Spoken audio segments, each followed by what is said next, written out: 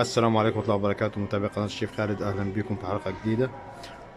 النهاردة جينا عند ملك الحلويات الشرقية، معانا الشيف حسين. تمام. وجايب لنا سر جديد من اللي هو سر البسبوسة، زي ما احنا شايفين البوفيه بتاعه، بسم الله ما شاء الله. تمام. احنا قلنا نجيب سر البسبوسة ده عشان ايه؟ ربات البيت في البيت يعملوها بالسر الجديد اللي هو جايبه ان شاء الله، واتمنى تعجبكم.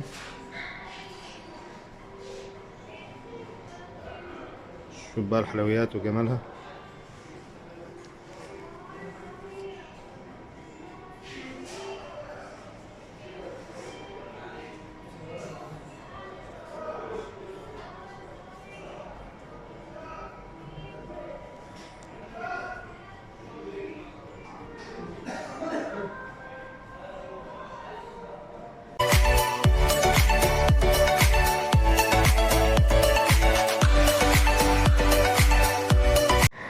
وهنبدأ دلوقتي، يلا على طول معانا الشيف حسين. هنبدأ المكونات بتاعتنا. السلام عليكم ورحمة الله وبركاته. معانا النهارده هنعمل كيلو بسبوسة، هيطلع معانا 3 فرن من دول. 3 فرن من دول. معانا المكونات بتاعتنا كيلو لبن، مج لبن هنحطه في الوعاء اللي هنشتغل فيه. دي صامولينا عادية اللي بتيجي من بالظبط، بنشتريها من أي سوبر ماركت، هتلاقيه موجودة في المنتجات. صامولينا خام من غير أي حاجة تاني، بدون أي إضافات عليها تاني. معانا برضو لوش صغير من السيرب، حوالي 200 جرام سيرب. 200 جرام شربات، عشان في ناس عم حسين مش عارفة ايه السيرب. هنفضي عليهم برضو السمنة، معانا 200 جرام سمنة. نفضي عليهم نص كيلو من السكر. ده السكر العادي بتاع مفيش عادي. والجوز هند حوالي 200 جرام برضو، يعني ميزان 200 جرام بالكوبايه. المج برضو اللي احنا عملنا بيه، يعني كده الكيلو الصامولينا هياخد معانا نص كيلو سكر و200 جرام جوز هند. تمام. و200 سمنة بالظبط. وهياخد معانا 200 ملي لبن. تمام. هنقلب ده كله مع بعضه، البيض كله ما يتجانس مع بعض بالوضع ده. احنا بنشتغل بيه ده كله، واخر حاجه بننزل بيها اللي هي الصوماليه بتاعتنا. كده كله نتاكد ان السكر كله داب، مفيش فيه اي حاجه كنت لازقه دي كده، اخليها تدوب معايا، واتاكد كله السكر ده داب وتجانس كله مع بعض. الحتت دي بتأثر طبعا في النتيجة بتاعت البسبوسة. اساس طبعا تدخل النار بتكرمل كلها. بعد كده في النهايه بنزل بالصوماليه اللي معايا. هنا بقى التقليب ما بيبقاش كتير فيه، التقليب من فوق لتحت، حاجه بسيطه وسهله، ونقلب فيها على طول. بس في حتة يا حسين انا شفتك بتعملها، اللي هي اللبن سخن. اللبن بننزله سخن، احنا مسخنين اللبن قبل ما نبدا الفيديو. ايه الفكرة بقى؟ اللبن بيفتح ليا مسام البسبوسه نفسها، بتخليها متجانسه معايا. وهقلب بقى من فوق لتحت زي ما احنا بنقلب في الاول، تقليب المعتاد بتاعنا.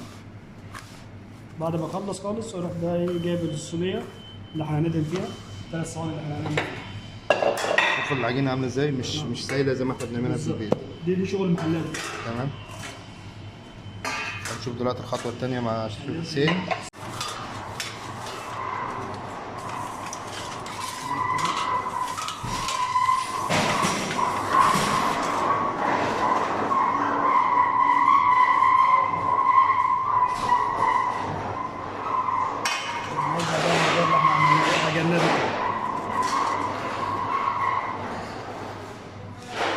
بصوا البسبوسة مفرولة يا جماعة، بصوا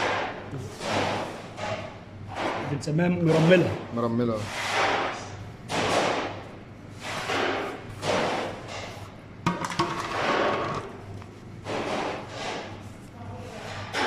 بنحاول بيه كده.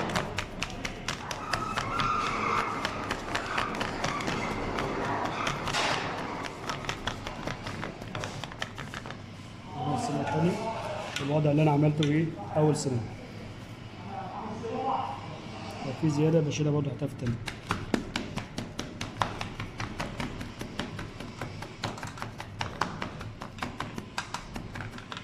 بجيب السنوات الأخيرة وافردها برضه في بالوضع اللي احنا فردنا بيه.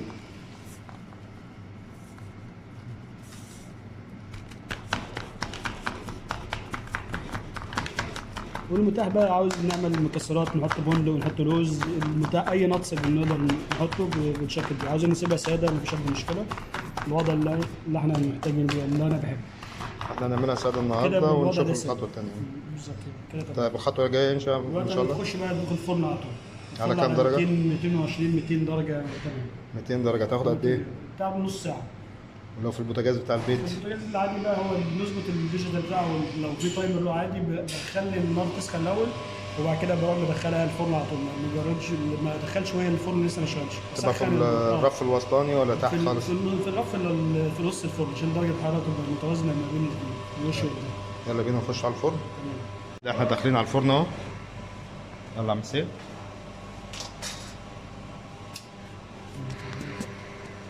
في الفرن بتاعتك.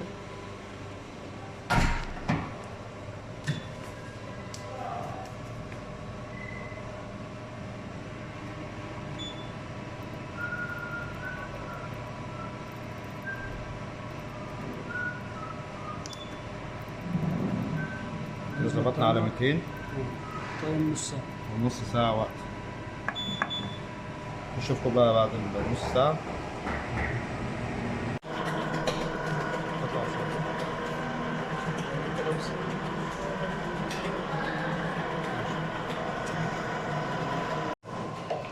وتقلبت يعني بعد ما طلعنا من الفرن هنديهم للايه، كل واحده تاخد وش زي ما تاخد بقى. اللي عاوزها خفيفه سكر خفيف ماشي، عاوزها سكر تقيل بنزود الشربات بتاعتها زي ما احنا عاوزين. ده شربات خفيف مش بتاع البسبوسه غير بتاع الكنافه.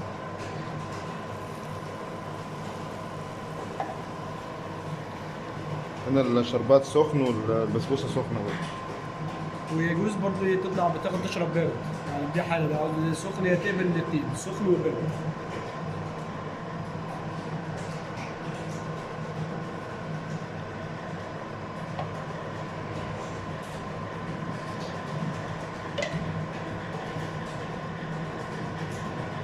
كل المسام دي كل ما تشرب هي بتبقى من السيرب بتاعها.